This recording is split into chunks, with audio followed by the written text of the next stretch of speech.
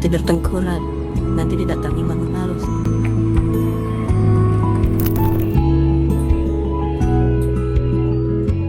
Jangan kau tunggu ke malam-malam, nanti dapat sial.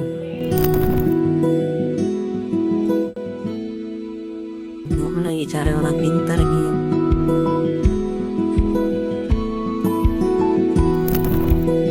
Kalian pernah mikir nggak sih, mengapa orang-orang masih mempercayai mitos? Nah, di Indonesia, khususnya di daerah Maros, masih banyak masyarakat yang lebih mempercayai cerita turun-temurun dibandingkan informasi dari buku atau sumber ilmiah. Padahal, tidak semua warisan tersebut dapat dibuktikan kebenarannya, bahkan di zaman yang sudah modern seperti sekarang. Pernahkah kalian berpikir mengapa hal ini bisa terjadi? Nah, setidaknya ada beberapa faktor utama yang menyebabkan fenomena ini terus berlangsung. Faktor pertama berasal dari kuatnya norma sosial dan budaya yang melekat dalam masyarakat.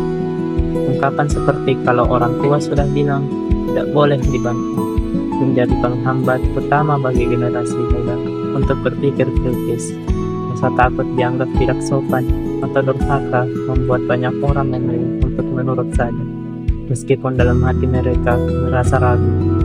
Tradisi akhirnya menjadi semacam kebenaran bersama yang diterima tanpa pertanyaan. Faktor kedua adalah efek Dunning-Kruger dan minimnya literasi membaca di Indonesia.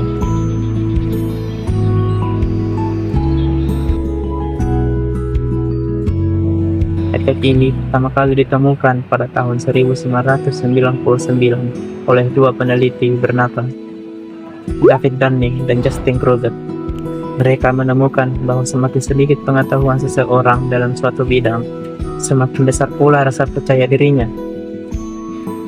Hal ini terjadi karena orang tersebut tidak menyadari berapa banyak hal yang belum ia ketahui. Karena untuk bisa menyadari bahwa kita salah, dibutuhkan pemahaman yang cukup dalam terlebih dahulu. Dengan kata lain, efek Dunning-Kruger menggambarkan kondisi ketika seseorang yang kurang pengetahuan justru merasa paling benar. Dalam konteks ini, masyarakat yang tidak terbiasa membaca atau mencari informasi secara mandiri merasa sudah cukup tahu hanya berdasarkan cerita orang tua atau leluhur. Mereka tidak merasa perlu memverifikasi informasi tersebut karena menganggap tradisi sebagai satu-satunya sumber kebenaran. Oleh karena itu, penting bagi kita untuk memulai membiasakan diri membangun budaya literasi. Salah satu cara sederhana namun berdampak besar adalah dengan mengajak masyarakat untuk lebih sering membaca di perpustakaan. Di sana, kita bisa menemukan sumber-sumber informasi yang terpercaya, melatih berpikir kritis, dan perlahan membuka wawasan yang lebih luas dibanding sekadar mengandalkan cerita turun-temurun. Mari kita bangun budaya literasi dimulai dari hal sederhana, seperti membaca di perpustakaan. Di sana, kita bisa menemukan pengetahuan yang benar, bukan sekadar cerita yang dipercayai turun-temurun. Percaya boleh, tapi jangan buta, karena kebenaran butuh bukti, bukan hanya cerita. Seperti cinta diam yang perlu bukti, bukan hanya omongan.